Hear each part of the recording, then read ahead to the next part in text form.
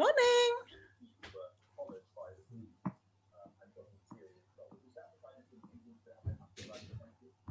Morning, Andrea.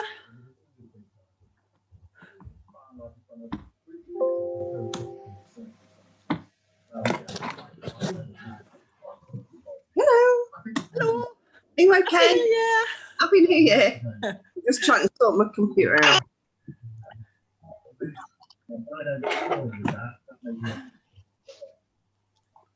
Sid's gone walkabout. As ever. I don't know where she is. Morning, Julie. How are you? Morning, Julie. Hungry, tired, stressed. Oh, bless. There's nothing worse than a computer problem. Well, there are, but mind-numbing. I'm and I'm going to be a great day. Give me a bit of paper up. What time are we at? 7 minutes to go.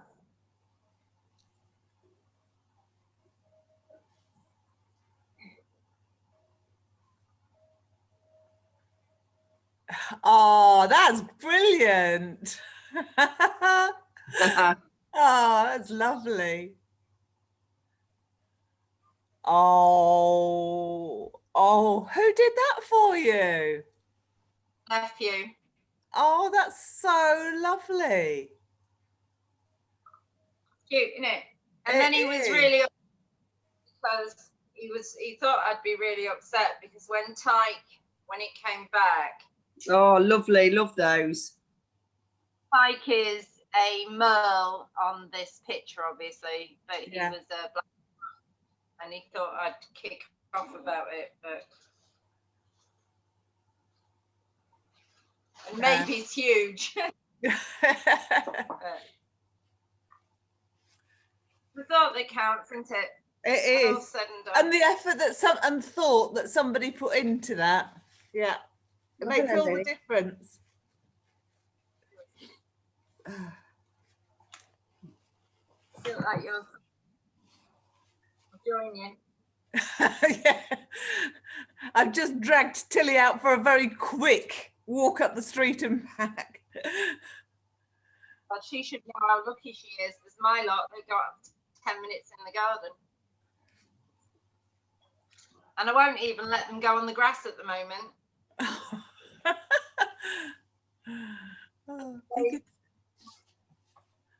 Although, having said that, oh baby girl, hello. They're Oh. It's early, Mum. Go away. I'm a teenager. Hello. Hello, Twiggy. Hello, Twiggy. Hello, maybe. I mean, that is such a teenager pose, isn't it? I'm in bed. It's early. Go away, Mum. That was me quarter of an hour ago. Not on her bed, obviously.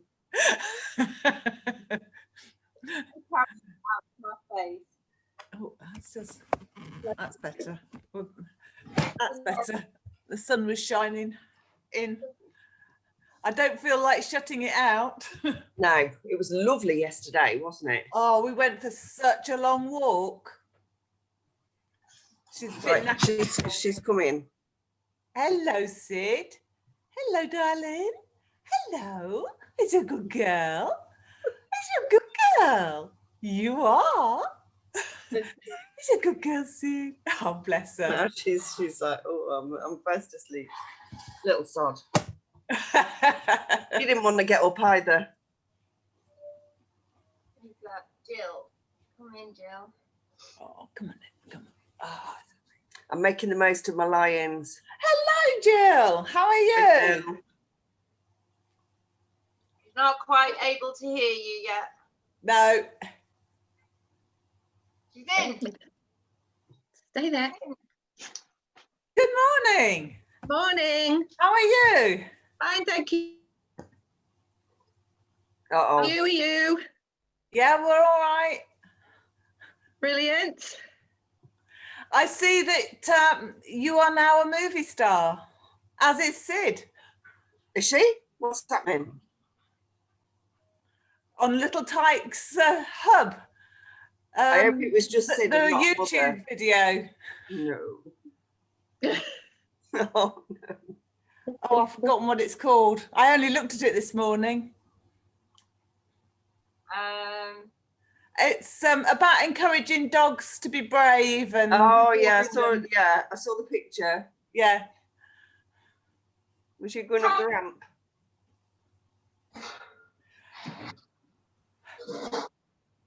Confidence. It was the confidence course, wasn't it? That's it. That's the word.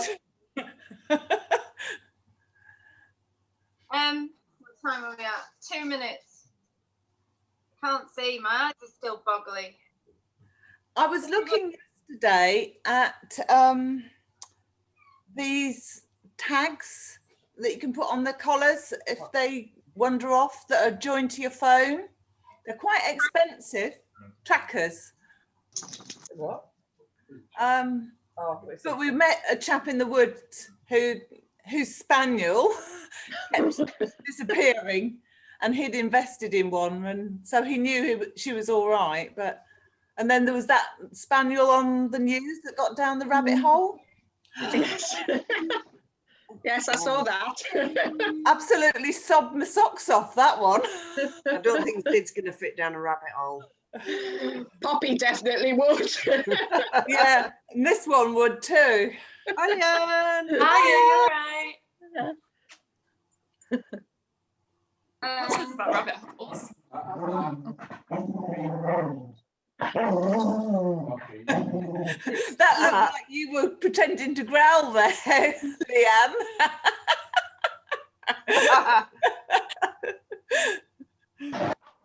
Oh, hey, you two. Jill. Archie's telling Poppy off. Uh. That's joined the rest of us because she's got her naughty knickers on this morning and now she's going mad, running around and parkouring on the furniture. Naughty knickers. Oh, She's been look at really Missy. naughty. Oh, Bless her. oh, she's so quiet. Maria, has she had her second season yet? Oh, Can't I see everybody? she's muted. Oh, and mic off. She turned a video and mic off. I don't know why. I can't get everybody on here. Right. Can't hear you, love. Oh. You're muted, Maria.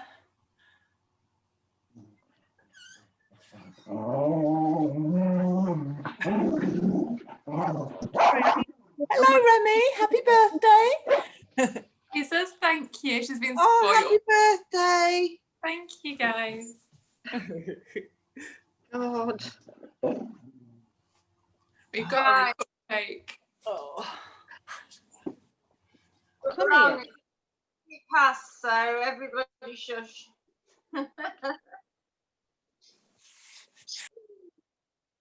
That's it. I got you all, I think. Can you still hear me? I haven't pressed my own, have I? So yeah, big apologies. I'm extremely tired. I was online to America for a long time yesterday, and I think they finally fixed it. And the reason I found out that I had yet again got the same issue with it wouldn't open Word, so my word processing documents wouldn't work. So I discovered that right when I thought, oh, I'm going to be really organised and actually plan a lesson for tomorrow and shock the girls by being all organised. Yeah, and that got completely stumped. So this morning, I'm going to really try your patience. I'm going to try your patience, and I'm going to start first of all by hopefully making you giggle and showing you that I have decided to entertain you in my house trousers.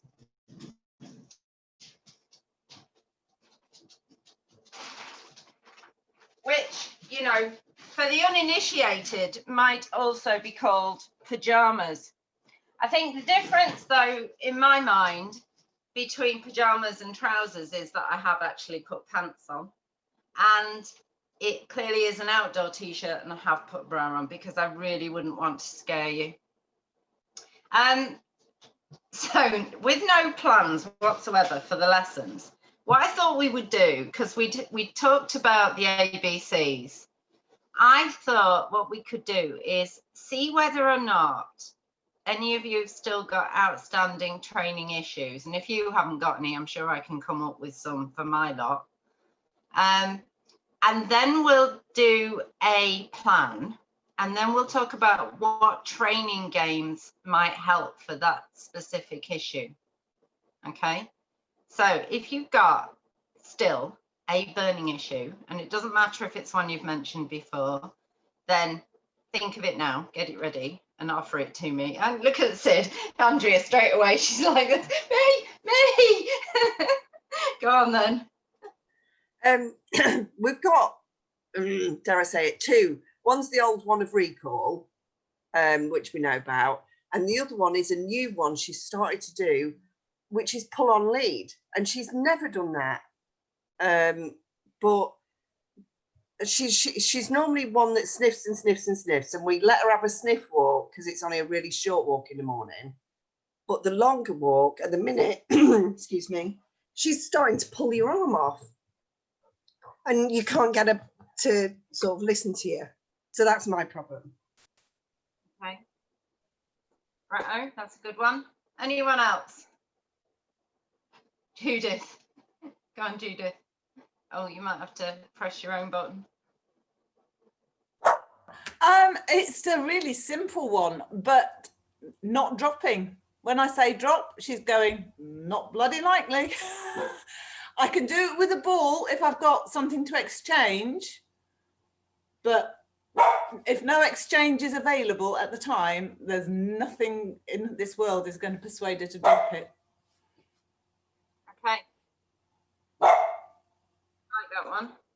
All right. Ooh, woo, woo. She's dancing. Jill.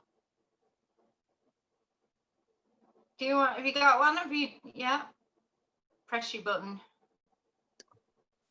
You're in. Right, I want to join in with both Judith and Andrea.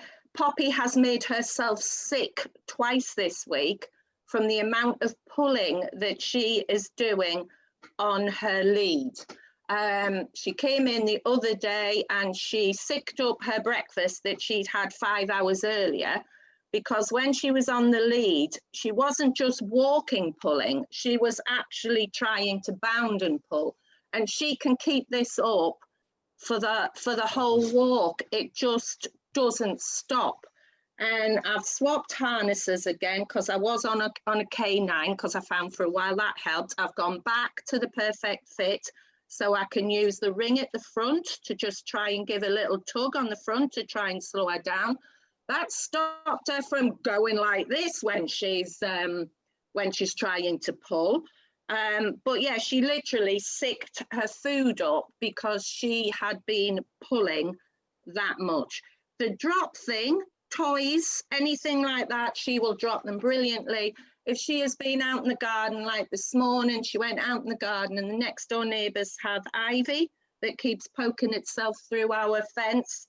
She'd been and pulled a whole lot of the woody sort of stem, and would she heckers like give it up? And that was trying to swap it for treats. But we had a right job with that this morning as well. And she's been at the coal this morning, so the fire's not got coal on it at the minute. It's just been non-stop. But the walking, the pulling is a massive problem. And I was going to ask for one-to-ones, but I'm going to wait until we're out of lockdown, because I feel I can't walk anywhere. We wanted to go on long walks and things with her when this is over. At the minute, we're not going to be able to do that because she pulls so badly. She is panting as she's doing it with the effort. It really is a major problem for us. That's the worst problem we have with her, really. Brilliant. Good. Anyone else? Yes, Maria. It's the same one. It's she just wants to play with every dog she meets, really. We can't. We can stop her from doing it by just making sure that we've got some food in her hand and her nose on her hand, and she will walk past. But if we haven't got any food, or she, she doesn't, we don't get her straight away, then she just wants to be off and playing with the other dogs, and she really misbehaves. I mean, most of the time she behaves fine. She's fine off the lead, and her recall and everything's fine. But just this every time we pass someone with another dog or dogs. Okay. All right. I'm going to mute you. You've done it. You're a bit good. All right. So yeah, nice combination of suggestions. I'll see if I can switch my brain on. And try and see if we can pick an easy one to start, cause meh, I'm so tired. Retrieve to hand. Okay. So 2 options. I can either try and switch my brain on and come up with a solution, or we can have does anybody already think that they might know of a way of solving this? There are, ooh, hello. Well, I don't know if it's an answer. Excuse me. What I've been trying to do is, as soon as she starts to put the tension on the lead, I stop. And once she sort of understands what she's doing and she turns and looks at me and starts to step back, I then start to walk again and say yes. But it makes for a very, very long and interrupted walk. Okay, so sorry, you might not have heard me. I was going to do the retrieve, the bringing the toy back and letting go of it problem first. It's all right. So I know we're all still tired, I think. We ought to start doing our classes at 12 maybe. So retrieve to hand was the question. Anybody got any clever ideas of ways that they think they would help their dog to understand that letting go of the toy that they've brought back is a good idea? So we've already found out with them that they're not so keen to swap for a piece of food. Something that they've got is high value to them, so they don't want to let it go. How's about we think about, we can increase the value of whatever we've got and decrease the value of whatever they've got. Okay. So the way I would probably deal with this is a little game which is using a method called back chaining. Back chaining basically means you start at the end of the behavior and you build backwards. All right. So when we're doing our steps, the first behavior we want to train is not having the thing in your mouth or not keeping hold of the thing. All right. So you're going to need a toy or whatever it is, something that they might like to get hold of, and you're going to need some treats or an equivalent value toy. So if it's balls that you're having trouble getting them to exchange for, you're going to need an equivalent value ball. If it's something of high value like the bush branches, the ivy bush branches, then we're probably going to start without even trying to take it off her. All right. So what I would do, get yourself a toy, make sure you've got something, and while I do the same, and I'll just find a dog and I'll tell you what my plan is, and then we'll see how far we get with making that work. So can I get you out? Twiggy, can you come out? Come out. She says, but no, Bob. Go on. Go, go, go. No. No, go on out. Good girl. It's Dodo's turn. Okay, so lack of preparation, bad mistake. So we'll find a random object which Dodo is likely to want to get hold of. and likely not to want to give back. So this is just a snotty tissue, a previously used snotty tissue. I'm just going to make it even more interesting, so make it kind of toy shaped. And what I'm going to do, my very first behavior, there's two I could choose. I'm going to try both. The first one I could choose is, if you look at but don't take hold of, yes, that thing, yeah, yes, then I will reward you.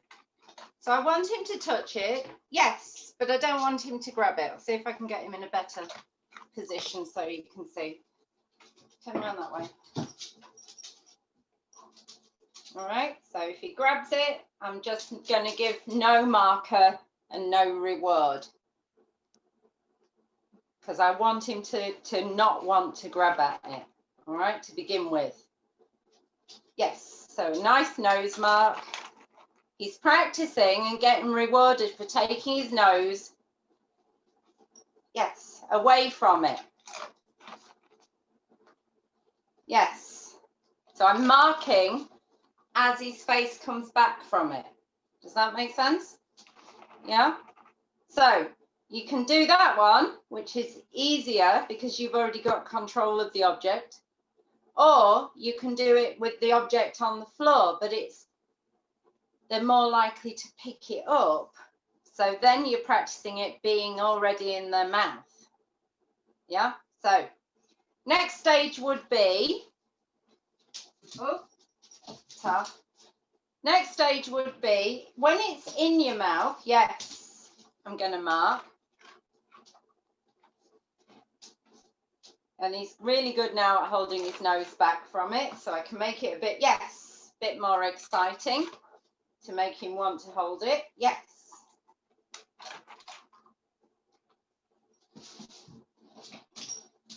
Yes. And now what's happening is I'm saying yes for holding it, but look at the last behavior before he gets his reward. His mouth is already off it and my hand is on it. Yes. Yes. Yes. Okay, once they're really good at that bit, so they've figured out you don't necessarily want them to grab it, you don't necessarily want them to keep hold of it, it's about letting it go. Then we can start to, if I can angle my phone for you, a little bit. Okay, then we can start to have it in slightly different positions. Yes. So he's grabbing at it, but then I'm reinforcing, yes, letting it go. So it's still here. All right. Then I'm going to put it on the floor. He picks it up or touches it. I say yes, and my reward goes over here. So these are your stages. Throw it over there. Wait for him to look at it. Yes. Can you see? I don't know if you can see, but he's bringing it back. Yes. And because my reward is over here, and I'm marking yes as he's just putting his mouth on it, before he gets excited about it and picks it up and runs off with it, he's dropping it where it is. Does that make sense? So I've got, go and get it. And he says, I'm mixed up. That's fine, get it. And he says, but you've told me to let it go. So that's, at the minute, it's a misunderstanding. He thinks I want him to leave it alone, so he's left it there. So all I'm going to do, no reward, pick it up, throw it again. Yes. And can you see he's left it behind? I don't know if you can see it. So, all right. So once you've got your dog dropping it easily over there, then we want to add that retrieve bit back in. So you've already got a retrieve. What you haven't got is a release. So we want to add the retrieve bit back in. So we're going to delay the yes marker. So we get him to pick it up. Yes. And we wait to say the yes for when that has come all the way back. Does that make sense? Or if it's that your dog is coming part way back and then running off with it again, just wait until they've taken the first 2 steps and then say your yes. If you remember, if your dog is eating the treats that you've got, they've got to let go of that item in order to take the food. At the minute, we're not focusing on them bringing it all the way back to the hand. Yeah, we've got to get that habit of coming back and letting it go before we can train bringing it all the way back to the hand. Once they've got that bit, then you can refuse to mark unless that item touches your hand on the way back.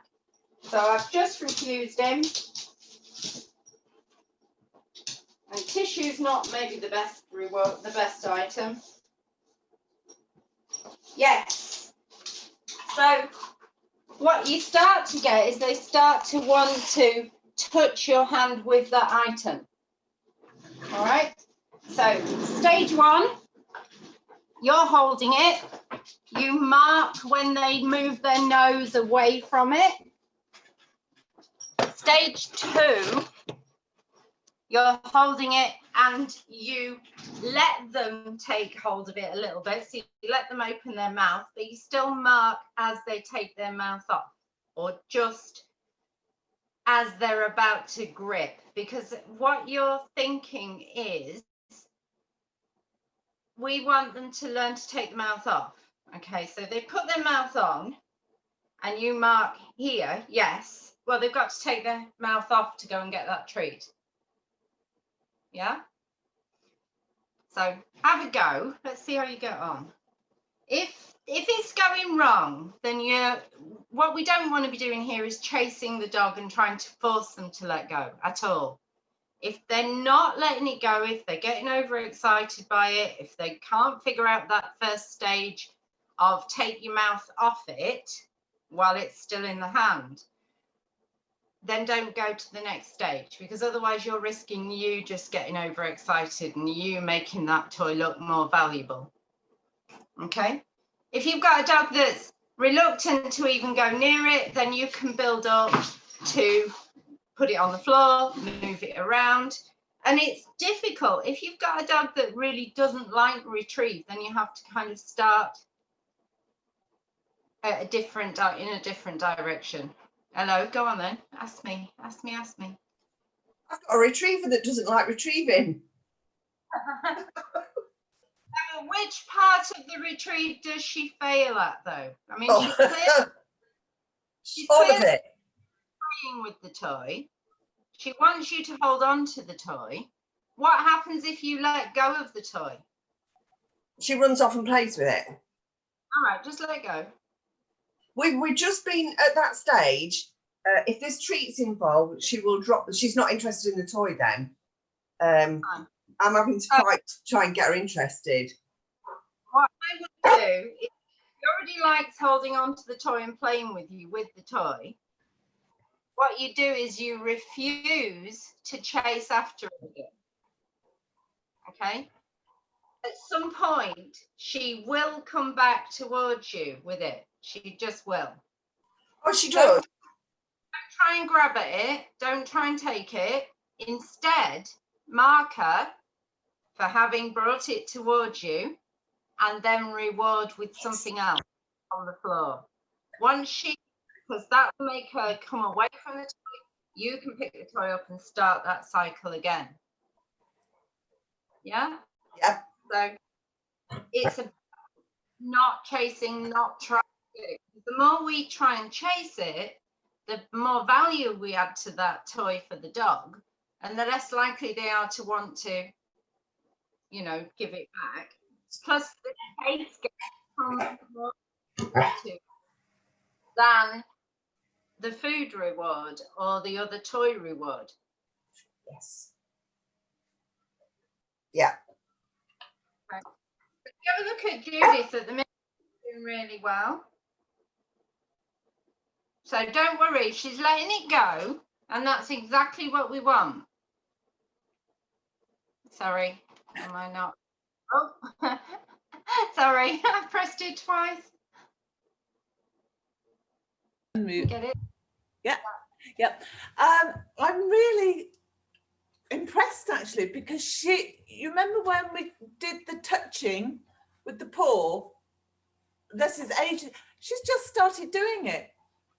It's like she remembered, I didn't. Brilliant.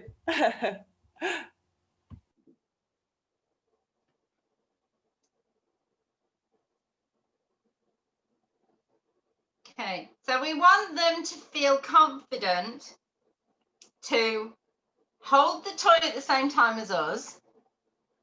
That's really important. We want them to feel confident that taking their face away from it is going to be reinforcing. Yeah. And then we start to build that idea that bringing it back to you is going to gain a reinforcement. And Sid says, I can do this. That's no problem. That's a really mini retrieve.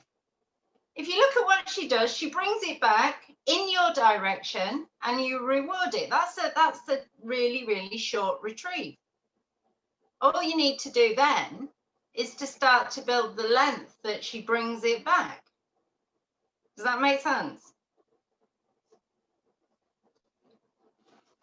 Okay, so if we fight with the dog at all or chase the dog at all, when we're trying to get them to bring it back, what we do is we teach them to run away with it. And we don't want them to learn to run away with it. We want them to learn that bringing it in our direction results in us giving an alternative reward.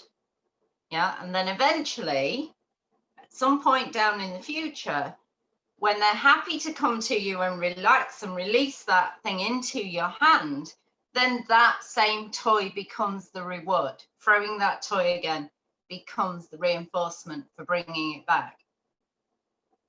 But we need those two really big issues. First of all, we need the dog to be confident to hold the toy at the same time as us, and we need them to understand that releasing it to us means there's going to be another reward involved. Okay, so that's one, hopefully.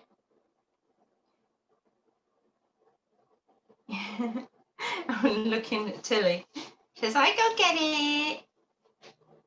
I bring it back. And is it straight in the hand? Nearly. Yes.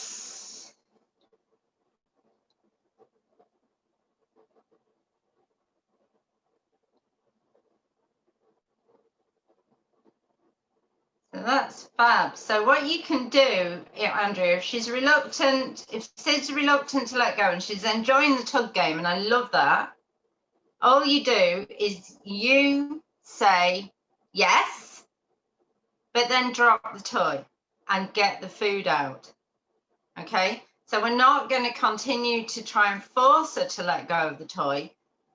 Holding the toy with us is perfect because we wanted to bring it all the way back to the hand. Yeah, so you see how then she just went, oh, okay, we'll do that instead. Yeah, if they're so concerned about the food that they're not interested in the toy, make sure the food is still or it's out of the picture until after you've said your yes marker. So you're not using it to distract them away from the toy, you're using it to reward them when they've already chosen to drop or to hold to begin with.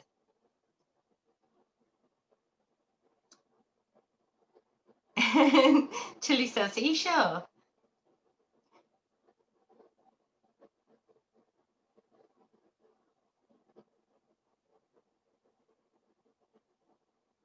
Okay, and if you want to discourage her, I mean, if Tilly were learning to be an assistance dog for somebody in a wheelchair, then jumping up to present something is perfect.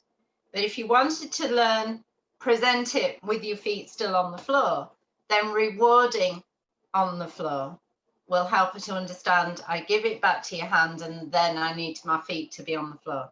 Obviously, the other thing, holding your hand lower when you go to retrieve it, so she's less likely to put the paws up in the first place. Does that make sense? Yes, look at Jill. She let go. Beautiful.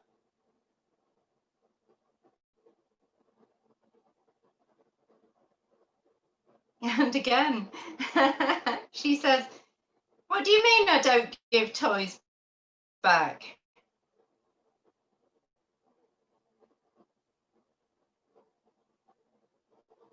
She does give toys back. Anyone else not getting them, letting go? Is everybody letting go? Give me some reinforcement. Thumbs up if you've got that release where you didn't think you would have it before.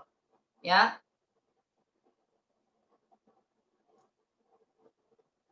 Okay, all right, let's pick another problem because that was quite good fun. Okay, I'm going to go with pulling on the lead because it's not a simple thing at all. I mean, we've already done weeks and weeks, haven't we? And my first thought with the fact that they're learning to pull on the lead again is, well, there's two things really. First of all, are you honestly being very consistent, or are you sometimes letting them pull and sometimes not? Do you know what I mean? So if the dog isn't sure whether pulling on the lead functions to make you move in the direction that they want, and you are allowing it to function, in other words, pulling works to make you move forward sometimes, then what you get is a dog who's being intermittently reinforced, which is a bit like a gambler. When you get rewarded intermittently, you develop stronger behaviors. Okay, so that's the first thing I would think. The next thing I would think is there a way for the dog to distinguish between sniffy, you know, you guide me type walks, I will follow you, we will follow your nose, and attention, looking at, being with, keeping a loose lead type walks? So this is cue discrimination. Is there a way of the dog understanding this is this, but this is this? So in other words, have you got a verbal cue that tells the dog, now we're doing close work and now we're doing sniffy work? Okay, so with mine, for example, if I want them to pull, and there are occasions where having dogs pull you is a really good idea, then I have a verbal cue to tell them to pull. You know, so if I don't want to pull myself up a hill, the dogs will do it for me. When Maybe was younger, she used to be attached to my bicycle on a safe bicycle attachment, and I didn't have to push the pedals. You know, she did it for me. So because it was on cue. But of course, pulling all of the time in either of those situations isn't appropriate. So I need the alternative cue to tell the dog, and now we need to walk with me. Yeah, does that make sense? So how do you teach cue discrimination? Well, you've obviously got to put a cue in place. And what I would do is I would give lots of different small parts to that picture. When it's okay to pull, my body language will look different and my verbal cue will be different from when I would prefer for you to stay close to me and I would prefer for you to work with me. So if I'm holding the lead, do-de-do-do. So if I'm holding the lead and I'm saying to my dogs, it's okay now to go towards whatever it is you fancy. So we'll put in my reason over there. Yeah, and you can't get me angles very well today. I'm not doing very well with me angles. So if I'm wanting to tell him it's okay, I'm going to extend my arm. Yeah. And I'm going to give him a cue that says it's okay, so you can go. So my body language is saying you can go in that direction. Whereas if I'm wanting him to stay close to me and work close to me, so I'm going to bring my hand in and up, so my elbows are bent, my hands are on my belly, my lead is all here. It's still got the loose part, but it's not saying you can, it's saying the alternative. And then I'm going to tell him, you ready? You can stay close, and we're going to move together, and he's going to get rewarded right next to me. So all of the information is, the picture is entirely different for the dog. Does that make sense? Yeah. This means then that you have to be really clear. So if there's something in the environment that the dog wants and they've previously had access to, and you're not going to let them get it, you need to make sure your body language tells them that pulling in that situation is not going to be effective. So if he tries to pull, which he's not going to do, because he's, then what he's going to find is that trying to pull in that situation is going to be ineffective. And I've already, because this makes me stronger, having my belly, my lead on my belly, and my feet can already be placed so that I'm strong, then it's more likely that he won't be able to pull me. And especially if you've got a big, or even a little strong dog can pull you quite well. Having your feet already set and having that plan that this is what's going to work and what this is what's not going to work, so it's easy for the dog to distinguish. Okay, so if I'm going to say to him it's okay, again, it's extend your arm and tell him you can go, you can go, you can go, silly boy. Yeah. And now if he decided he needed to continue sniffing and I've got myself in that position, then it's okay, he can. But if I want him to stop and there's something I want him now to stop going towards, I'm going to bring myself back in, get his attention, tell him that now we're doing the alternative. Does that make sense? So it is a pain, and I said right at the beginning, didn't I, that lead walking is, I think, the hardest thing for people to teach, because the cues are not just coming from you, the cues are in the environment as well. If your dog learns that they can make you move forward and that there are certain cues in the environment that mean that they're more likely to try, and you don't practice and be consistent in those situations, then the dog learns, I can make it work. And if they're making it work sometimes and not making it work the other times, they get this intermittent reinforcement, which means they're more likely to try again next time. Is that making sense? Feels a bit preachy.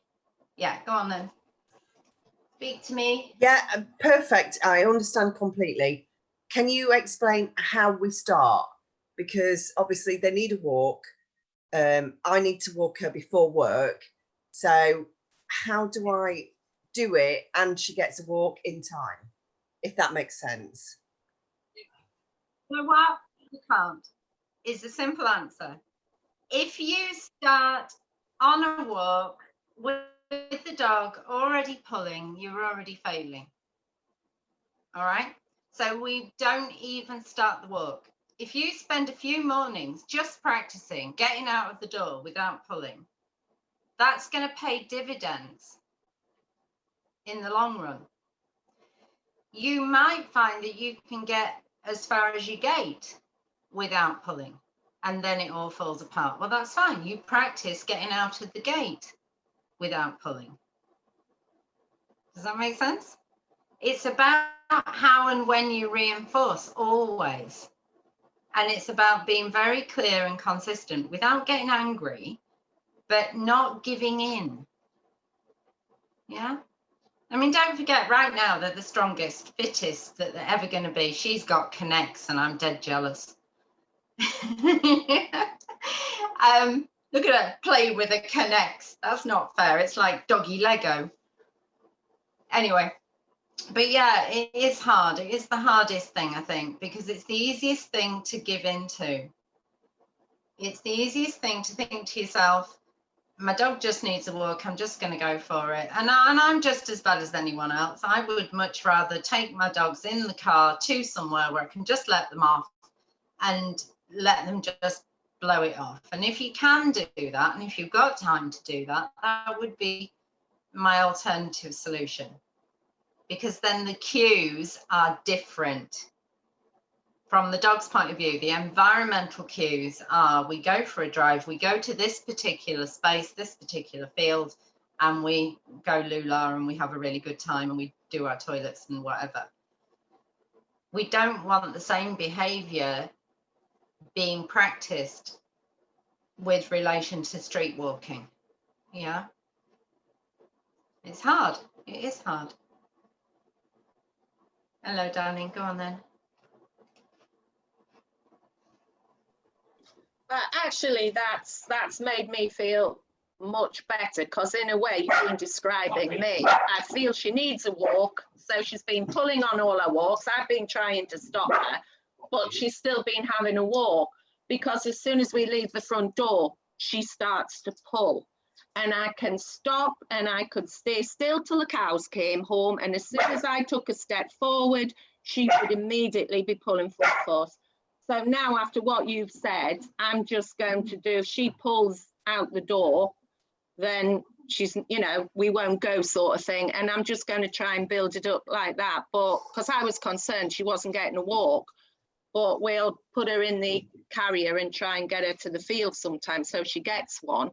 But when Jim's working, then I have to street walk her, but it simply won't be happening if she doesn't behave herself, because we can't continue the way she is. We really can't.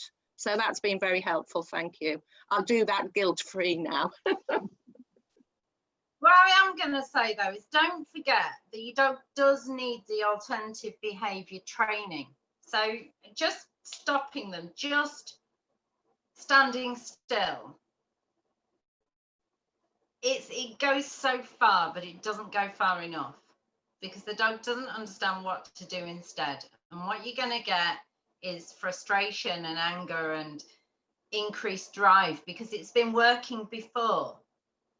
Yeah, we have to put a different behavior in its place. We have to.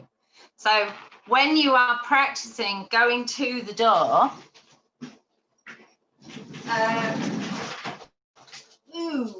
how can I do this to show you? I've got dogs the other side of the door. So what I would normally do is I would normally take some treats, make sure the dog's seen them, open the door and throw them the other side of the door. But look what happens. All right. So I'm going to do it with 3. There's treats out there. There's a really good reason to want to go out there. Yeah, which if you think about it from your dog's point of view, when you're about to go for your walk, there's a really good reason to get out that door.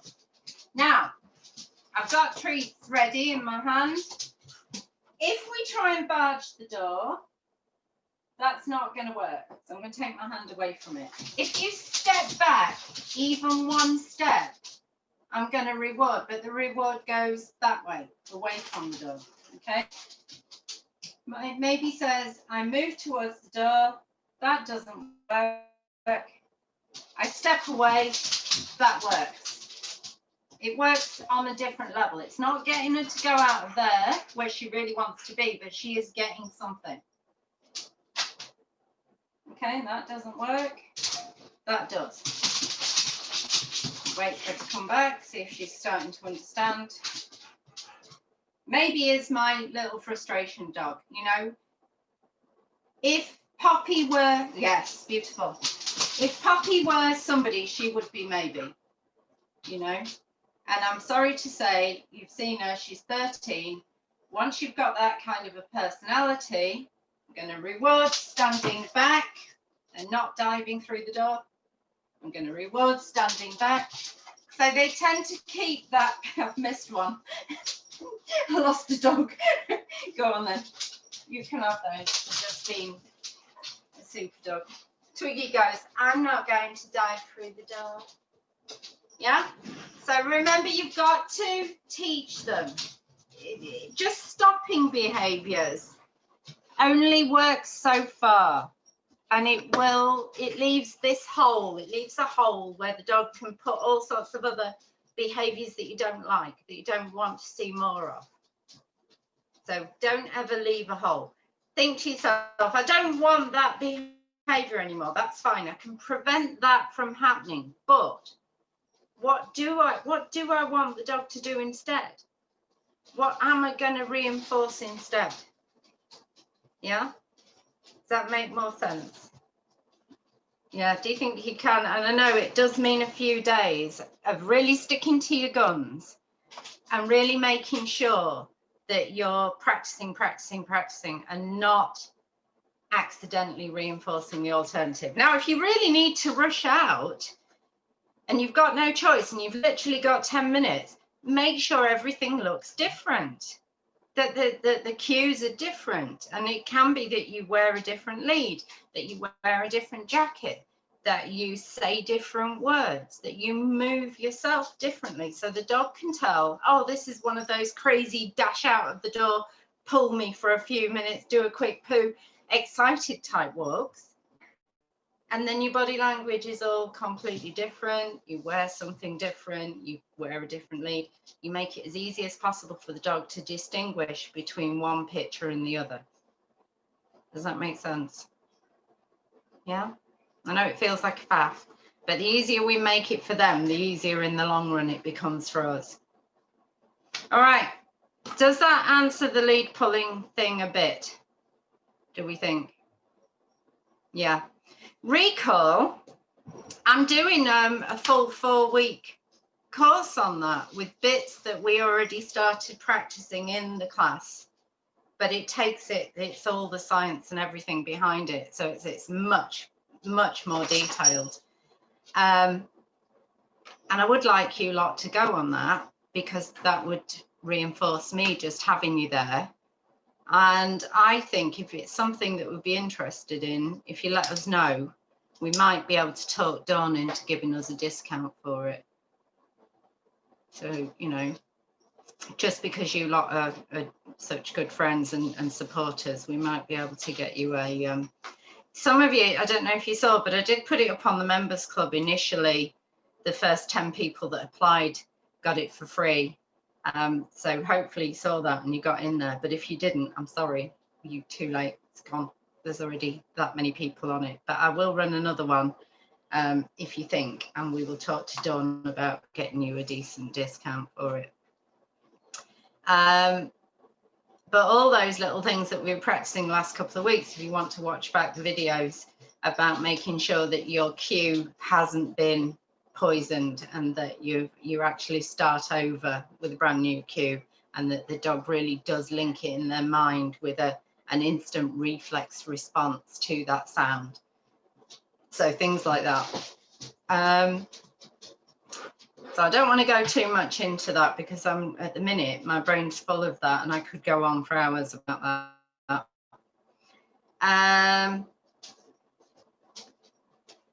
Yeah, so with regards to the pulling on the lead, changing the picture, Jill, you've already done that a little bit by changing back into the harness that feels differently, and you saw that it had an effect.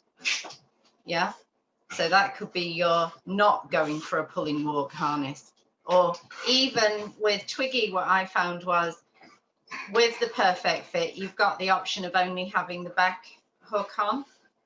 So, and even now, if she starts to get a bit excited and a little bit pulley about a situation, I'll just clip the front on, and it's just that change in sensation reminds her, oh, actually pulling's not going to be effective. Yeah, so we change the picture. Question about being over friendly with other dogs and wanting access to other dogs. Whose was that one? Is that Maria? Beautiful. So she's friendly, I assume. She gets there overly friendly. Does she get told off, or does she get away with it generally? Let's put you on, let's unmute you.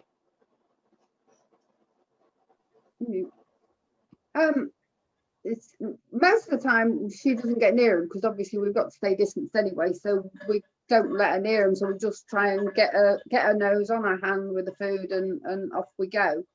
It's just it would just be nice. I mean, she walks fine the rest of the time. She's great. She doesn't pull.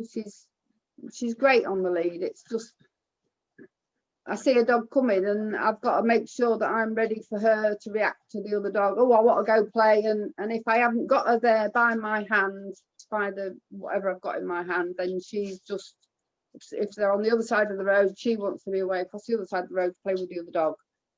And I mean, if we meet dogs that we know, or people we know that we've got dogs that she's played with before, then and especially when we're out at the reserve, she'll go and play, and they're fine. They'll just run and play. But a lot of the time they're not dogs she's met before, so we don't know what the other dogs are like, so we've got to keep her with us. So we're dealing with an issue again where it's about cue discrimination, isn't it? How does she know? How does she know when she's going to be allowed to talk to the other dog? How does she know? From her point of view, sometimes it works. Sometimes getting excited and wanting to go over and greet another dog, you get there. You get that thing that you want. And again, we're back to it being intermittently reinforced, aren't we? And intermittent reinforcement forms stronger behaviors, hence gambling addicted people, because they don't get reinforced every time they put the money in the slot. They only get reinforced every now and then. And that's what drives that. It might be this time. It might be this time. I'm going to try. It might be this time. I'm going to do it. Yeah. So I would look at having somebody with a dog that you already know and invite them to practice with you. All right. What we're going to do is we're going to have a set picture in our mind of what behavior she is allowed to do, that, or you would prefer for her to do, that will then cause you to give a cue, some cue that you haven't used before, that tells her that she can have access to that dog. So in my mind, and of course my picture might be completely different to yours, I'm going to say to myself, I want you to be calm and to give attention to me before I will move towards you having access to that dog. When I, maybe, hey, just don't drink so noisy. She's in the water bowl. And when I have decided that you have given that response that I want, I'm going to give this marker, this cue marker, to say, now you can, now you do have access.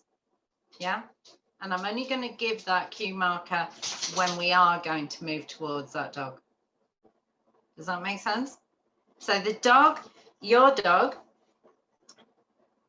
if we don't make it really easy for her, she's going to be guessing, and that guessing can make you more excited. That kind of, it might be this time, it's that anticipation. It might be this time. And that's where they get more and more and more frantic. Does that make sense? Yes, distracting them and managing the situation works, but the risk is that what also happens in the dog's brain is see a dog, get a reward. Therefore, dogs become even more exciting. All right. What we need to make sure is actually happening when we're using food to reinforce them in the presence of other animals is that they are already making a choice to not get excited or focused on that other dog. So things like teaching the let's go, yeah, or this other game I'm going to show you just now, yeah, is you can then practice that not only in the situation where there are dogs, so that game always means let's move in this direction, regardless of what else is in the environment. If you only ever practice it or only ever get your food out and put it on the dog's nose when there's another dog in the environment, they start to, that becomes their dog in the environment, becomes their cue that there's going to be reward, which makes them more excitable. Does that make sense? It's a bit like that. I know it's difficult to keep track of, but we don't want them linking you getting the food out and putting it on the nose with the presence of dogs. We want to be practicing that and other games that help them to focus on us, whether there's a dog there or not. So the dog becomes just a thing in the environment instead of the thing that causes that reward to start to become available. Does that make sense? Yes-ish. Okay, so little game that we could do with regards to this. Let's see if we can get an angle on there.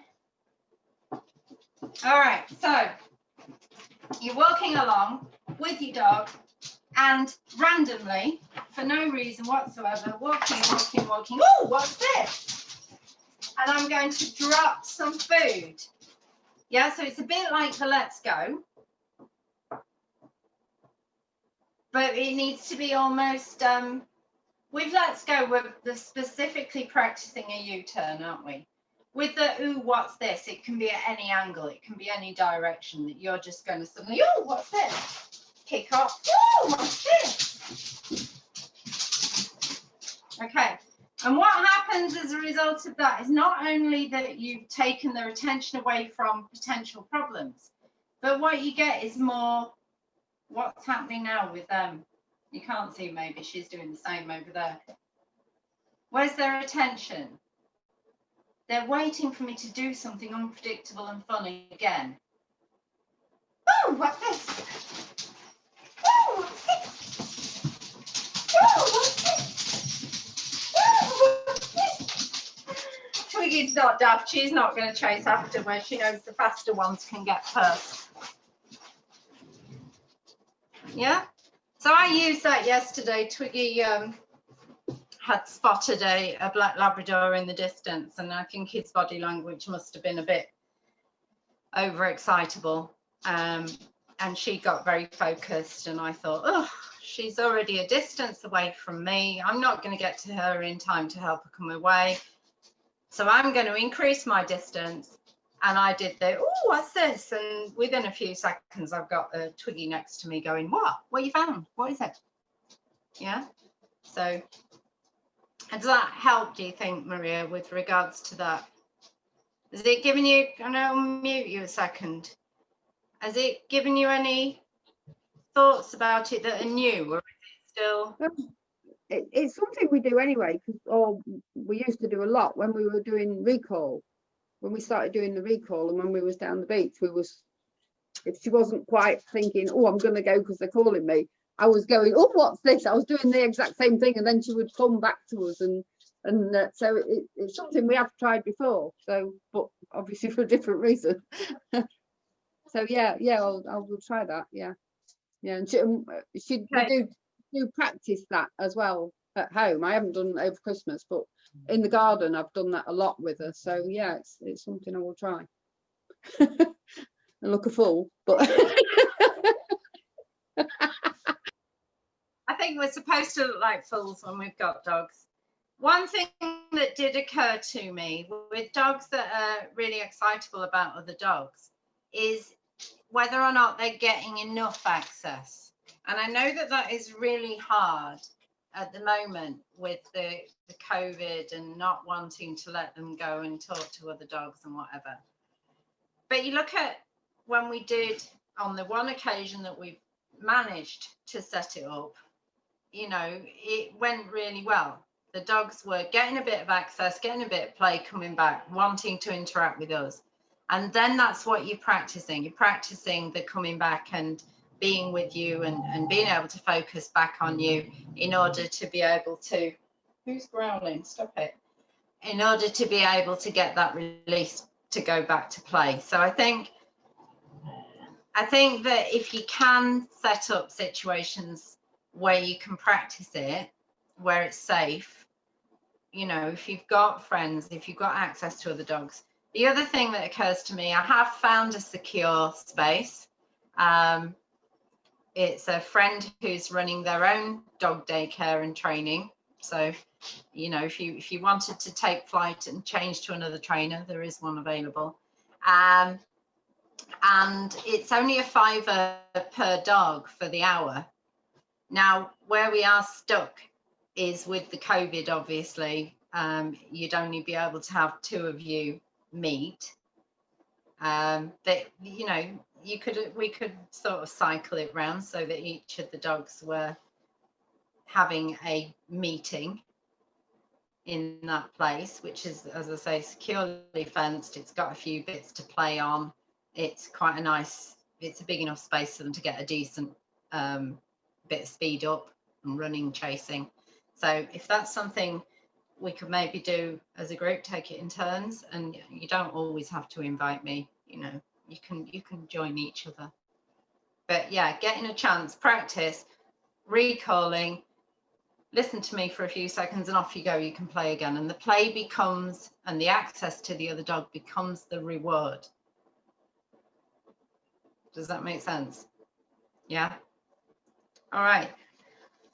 I think we're nearly there. So pulling on lead, I've done that bit. Retrieve to hand. Oh, with regards to the tracker collar, I've not had a lot of, I've heard really good things about them, but I've not had any personal experience of them. What I could do is ask on some of the sites whether or not there's one that people prefer, and then get back to you about it if it's something that you think, yeah.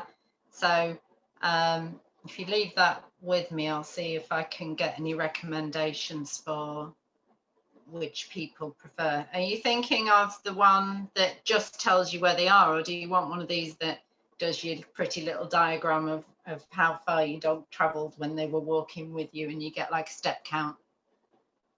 Because they do those as well. you can properly, just like a human, they do them, don't they? Trackers for humans that count your steps, and you know, you can see I don't use one of those. Okay, all right, so if you unmute yourselves, let's have a chittle chattle. Julie, would it be okay to speak to you 2 seconds just afterwards? Thank you.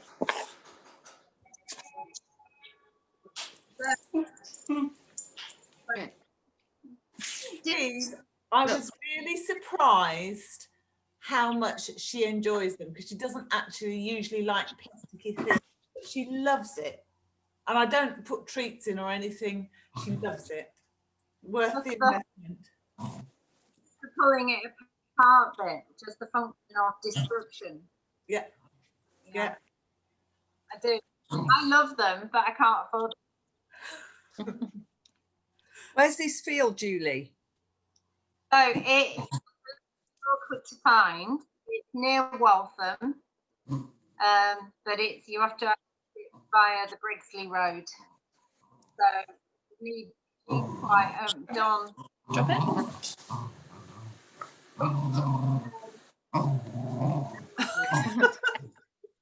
Right. She took me there around, and I got really stroppy. Got me out of bed. We eventually, after getting lost several times, arrived at 9:30, and I was yeah, not best pleased. She said, "I know where it is. I've been before." I'm like, "Yeah, whatever." We were near there 3 times. It figures out. We were so nearly there, but actually now I know where it is. I'll be able to direct you safely. Yeah. Good. Yeah. Got lots to try this week. Yeah. There was lots of really useful things to put into practice. Practice. Yes. Practice. Yes, you're going to be practicing, Mrs. Yes. Come on, you. Come here. Come and see. It's having And it's the same as exercise, isn't it? You know, once you're in the habit of it, There we go. See everybody. they'll tell you. You want to go, you don't want to get on the bike. You're ever so pleased when you've done it, and you do benefit from No, it. wait. She's off again. You know, oh God, I can't be bothered. I don't want to teach them this. Fucking dog, like, you know, after you finally got out there and you've done it, you feel better.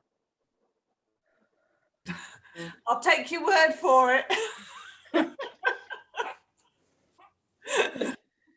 I'll definitely feel better if I get her walking sorted out. That's one thing for certain. So, Yeah, it must be awful. I can't. oh, Tilly's just suddenly decided that most of the time she will walk nicely. I'm not quite sure what's happened, but it's almost like there was a light bulb moment. But we still do get the. But not often now. gosh. Now, my hand was swollen the other day, the day after one of the pulls, because I think I've got a bit of arthritis in my right hand. The next day, my fingers were stiff and my hand was swollen. It was like much bigger than the other one. And that was her pulling. Miserable for you. Yeah. It's not good. Noisy. Right, I've got to go, ladies. I shall see you next week. Yes, have a good week. Thank you, Julie. Yeah, we're going. Bye. Jill, don't leave. Hey, you're suffering hands and arms, then you might consider a waist belt. Right, I've only heard part of that, Julie, but I got waistband. You might consider a waistband attachment lead. You can get those. Right. Yeah. So your training to stay with you Jim, could doesn't. Is it yours? it's my dog that's barking. You're training them to stay with. You're training them to stay with you. Then it doesn't matter how they're attached to you. It's so that you can make it clear that pulling isn't effective. It doesn't function. Yeah. So rather than, because I had similar after walking my 3, I didn't realize, but I've started with arthritis on the back of my hand here, and of course your lead is there and pulling on that piece of your hand, pushing against that piece of your hand. So yeah, I had a few days where I couldn't use this hand properly because of the same reason. So you might consider getting, sometimes they're labeled as a running belt, sometimes they're just labeled as a waist attachment belt. What you can do is, if you get the right length lead, a normal lead, but a really strong leather belt or something, so you can secure them to your waist via the normal handle of the normal lead. So it doesn't have to be expensive, but yeah, think about maybe an alternative for you. All right, so I'll say goodbye. Leanne wants to hang out. I'm hoping it's something nice and not horrible. She's not going to pick on me and tell me nasty things. Would I ever do that to you, Julie? Like, honestly. All right, Dad. You're able to take yourselves out of the meeting.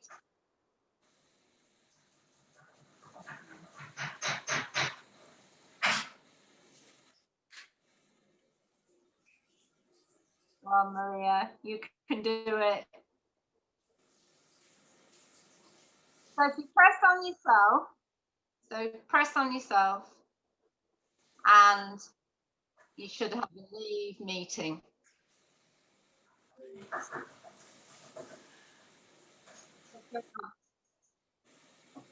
Sorry, I can't, wait a minute. Okay, what's going on? So basically, I'm having a bit of, so Remy's gotten a lot better dogs, but for the past week and a bit, she's just gone completely the other way with people. She's started being completely reactive. She actually howls, like she barks so much that it's just one continuous thing. it's just getting a bit mad. But then pulling her away isn't helping, like telling her let's go and stuff, it doesn't seem to be happening much either. She'll continuously look behind her, continuously keep barking, and I'm not too sure how to, because obviously she's getting stressed out, but I don't know how to fix it. But it's only with certain people. Some people she'll pass and she's absolutely fine, and then all of a sudden it's just there, and then everybody, literally, if she's in that mood and then it happens, it's literally everything and everybody. She cannot. So yeah. All right. So, thank you. What you do with this is any reaction from you, any response from you while she's in that condition is not going to work. And it is potentially going to make it worse. All right. So the hard part for us is standing there with a dog who's going crazy and doing nothing. That's what you really have to do. And it's embarrassing. And it makes you feel like you should be responding. At some point, the fact that you're still and quiet is going to make her wonder why you're not doing anything. At which point she's going to flash her attention back to you. If you can catch that magic moment where she goes, well, what's happening? And you go, yes. And then you start movement and excitement opposite away from, yeah. But it's that flash point, it's that magic moment where she goes, why aren't you bothered? Wait, what's going on? And you go, yay, let's go. Yeah.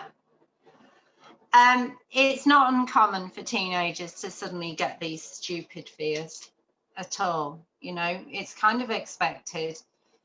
It's how we react that either makes it worse or helps them to get over it.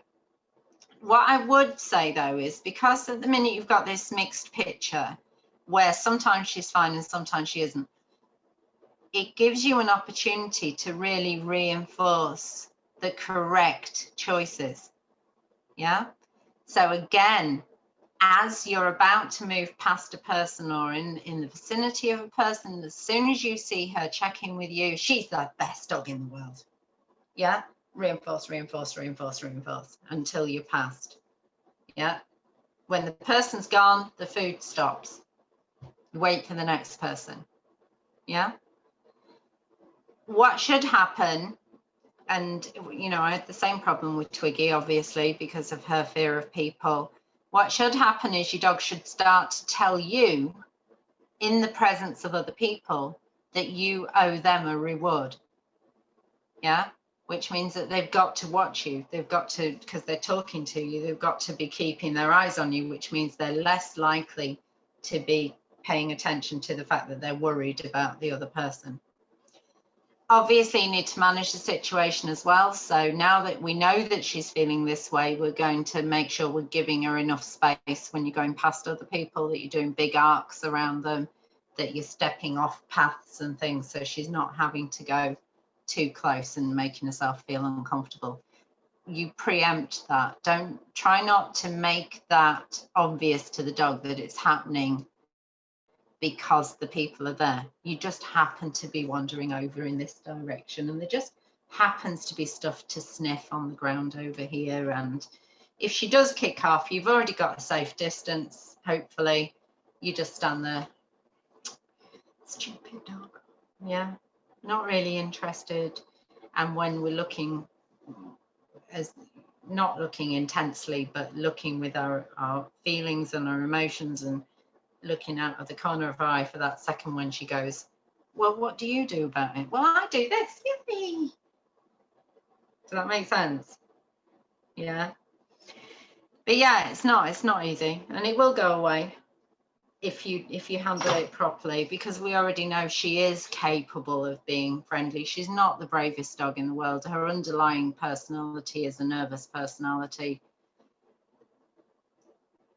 But if you can help her to understand she doesn't need to feel that way, and it's about making her feel safer, so giving her distance, making a link between the presence of, you know, and I would have stupidly high value things associated with people at the moment, and the lower value, you know, ordinary kibble bits or whatever it is that's still a good reward, but it's not as good as, oh my God, there's people, and I know that means there's going to be such and such. Does that make sense? And how does that feel? Yeah, no, that's perfect. It was more because obviously we've been through all this before. I was worried that we'd done something to step backwards more than anything. But yeah, no, and to be honest, as you were saying, now she greets a dog, she'll come straight back to me and be like, where's my biscuit? I've done it. I've been good girl. Where's my biscuit? So I just need to do the same thing, but for humans. Yeah. But yeah, that's fine. Thank you. I'm sorry. Never apologize for wanting help. That's my job. It makes me feel useful. You know, if I'm not actually helping anybody, what's the point in me having learned it all? What's the point?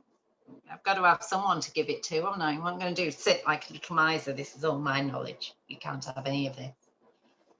You know? So, but yeah, I mean, there's plenty of other resources. If you really think that it's becoming a really big problem, I can put you on to different books and things, or different sort of places you could look. Kiko Pup's got a really nice video, because Kiko, when she first got Kiko, was really reactive to other people. And yeah, she's got a really cute video online somewhere if you want to have a look under Kiko Pup for, I don't even remember, because let's see if I can find it. We'll see if we can find it, because you never know, you look. Thank you. Also, can I ask just a quick question? Do you know what starts reactiveness? Because like obviously with Rem's lockdown must have been a big part of it as well, because she was stuck at home. But I was wondering if there's is it like just innate, like how they are? Yeah, you're already, I mean, you actually already know this, because you are the similar kind of personality. You know, if somebody is getting into your personal space or saying things that make you feel uncomfortable, there's 4 different ways of reacting to that. You can flirt and start saying silly things and twisting your hair and adjusting your clothes, and you know, so you fiddle about. So they call it flirting or fiddling, is one way. The other way is to run away from it, you know, which she definitely does, and we definitely do. You know, oh God, there's that person, they're going to want to talk to me, I'm off, before they see you, in theory. We can freeze and stand still and not know what the fuck to do. I don't know what to say. Don't know how to handle this. Yeah, which she definitely does. We've seen her do that plenty of times. And your other option then is to fight.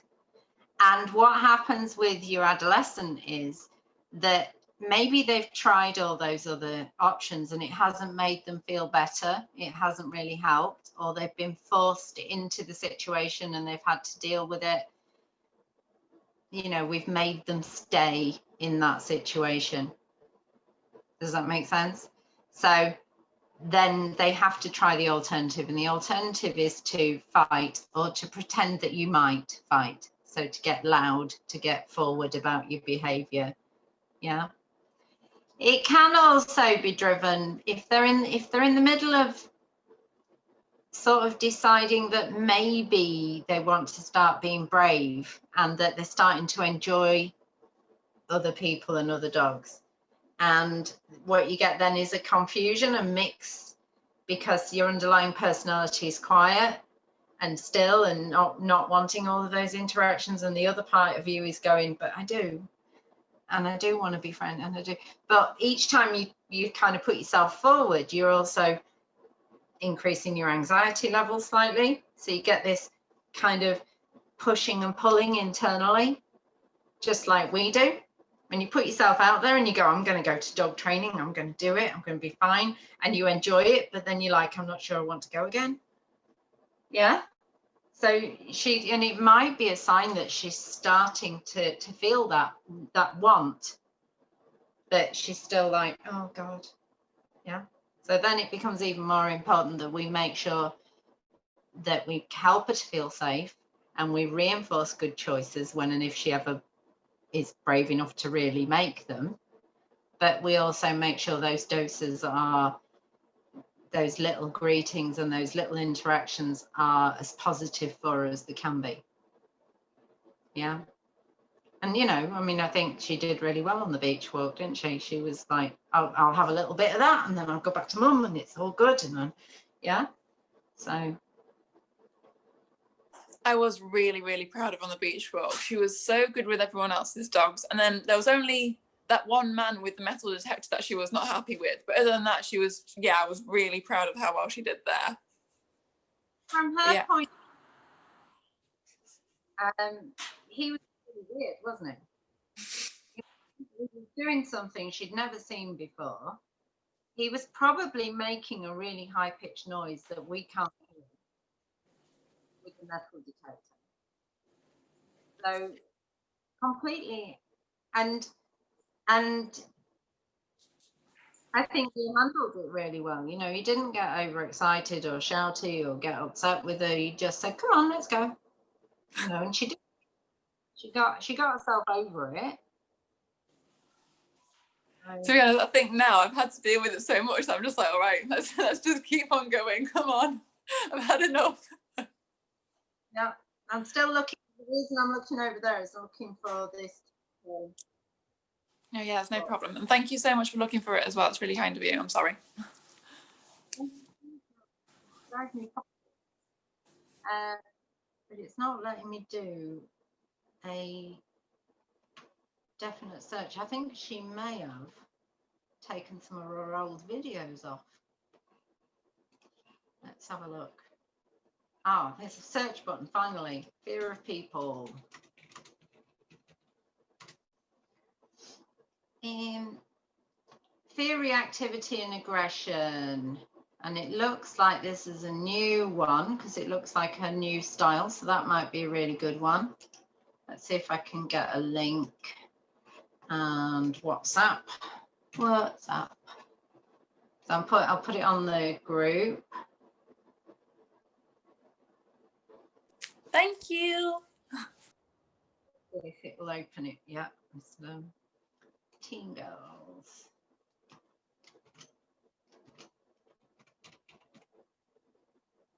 Why is it not bringing you up? What's your phone number? Because it's not. Oh, hang on. It's 0793. Yes.